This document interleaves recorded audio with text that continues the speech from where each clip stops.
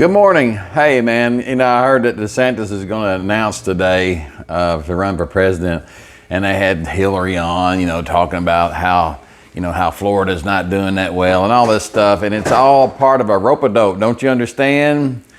Either way, they would rather run against anybody but Trump. So they think psychologically that if they put down DeSantis, that'll make all the Republicans want to go back him in the primary, or a lot of them, and they'll have a horse race at least.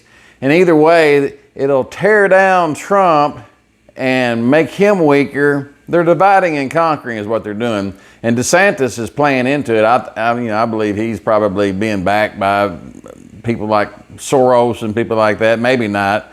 But either way, there's no reason for him to be trying to get in after Trump helping him and everything else, unless there's somebody else behind him, because he could wait, he's a young guy, he could wait 4 years or at least or something to run, and he would probably have the endorsement even of Trump if he did something like that. I don't know there's somebody making his ego or his bank account or something bigger, but the Democrats know that they don't want to run anything. They don't want to run against Trump again, especially Hillary Clinton if she's deciding to get into the race again.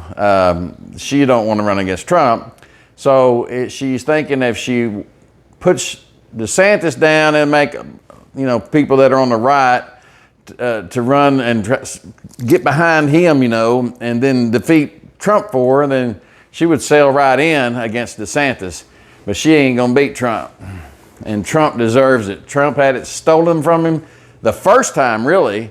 He had everything stolen because they had him under investigations under false pretenses, as we all said, and now it's been proven finally. See, that's the thing. It takes time to do these things.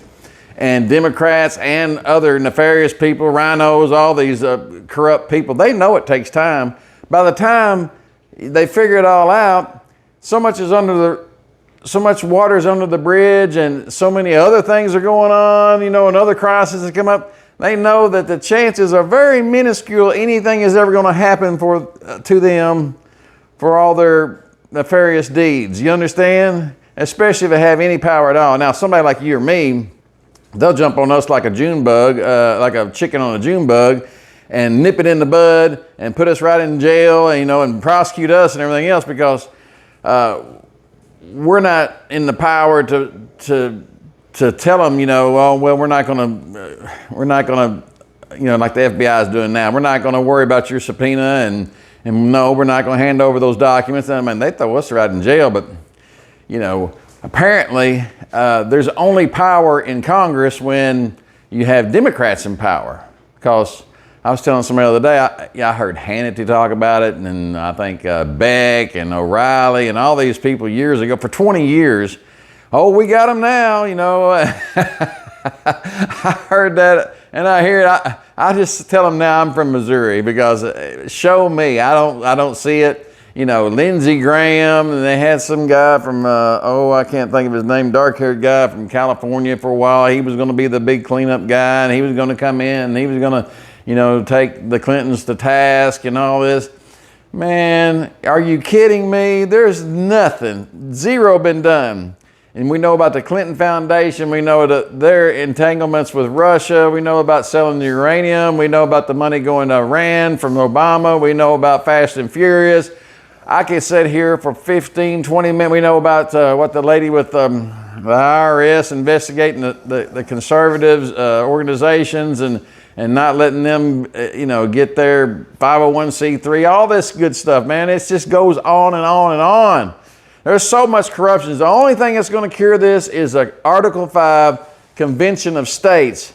And if they keep getting more and more people into the state legislatures that they can control, that won't ever happen either. See, Article 5 was set up to take care of the federal government, and they were counting on the 10th Amendment, the power being in the states, to be able to have that check over the federal government so that we wouldn't be in this situation. Them guys in Congress now are never going to not vote themselves back in.